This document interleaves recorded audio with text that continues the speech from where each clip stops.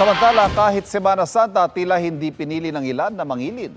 Isang sasakyan pinaarkila ngayong Semana Santa hindi na ibalik sa may-ari at natagpo ang chinap-chap sa isang talyer. Natunto ng sasakyan dahil sa nakakabit ditong GPS. Yan ang aking eksklusibong tinutukan. Kinuha ko po siya, sir, para maka-ano rin sa daily expenses ba namin, sir, pamilya. Makatulong din ba sa amin? Nitong Disyembre lang na mag-loan ng lalaking ito at bumili ng sasakyang pampamilya at pang-rent a car kung minsan. Simula noon, 4 na beses pa lang itong naarkila at ito pala ika-4 ay siya na ring huli. Ang sasakyan kasi, chinap-chap. Ayon sa biktima, overnight na arkila ang usapan sa sasakyan.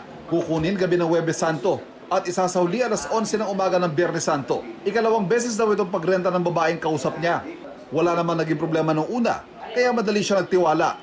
Sabi niya, i-rent niya lang daw papuntang Bulacan kasi mag-Holy Week dun yung pamilya niya. Pero dakong alas 10 ng umaga kahapon, 1 oras bago napag-usapang pagsauli sa sasakyan. Hindi na raw sumasagot ang nag-arkila hanggang sa i-block na raw siya sa chat. Dito na siya nagduda. Buti na lang anya, nagkabit siya ng 3 GPS device sa kotse. Yung dalawa, sir, nagtataka na ako kung bakit hindi na siya pumapalo ng maayos. Hindi ko na siya ganong nalolokit ng maayos. Yung pala, natanggal na. Hanggang sa may natira lang na isa, sir, na siguro di pa nila nakikita. Pumalo yun. Dito na niya nakitang wala sa Bulacan ang sasakyan tulad ng napag-usapan.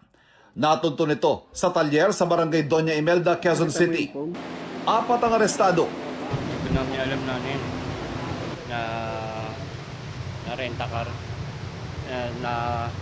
Nahila lang po kami para tumulong magkakalas. Pero hindi ba kayo nagtaka na maayos-ayos yung kotse pero pinapakalas sa inyo?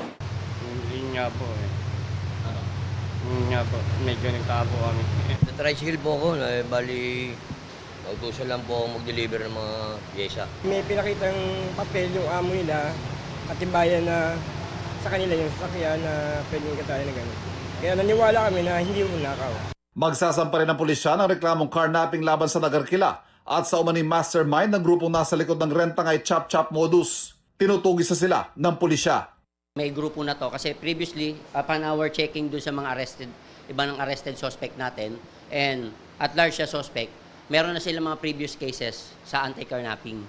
So, yes, we're thinking of yung conspiracy nila na aarkila, tapos hindi na ibabalik yung sasakyan. Diretso na sa chap-chapan. Paalala ng pulisya, ugaling i-check na mabuti ang background ng mga nakakatransaksyon. At gaya sa kasong ito, mainam na maglagay ng higit sa isang GPS tracker sa mga pinaarkilang sasakyan.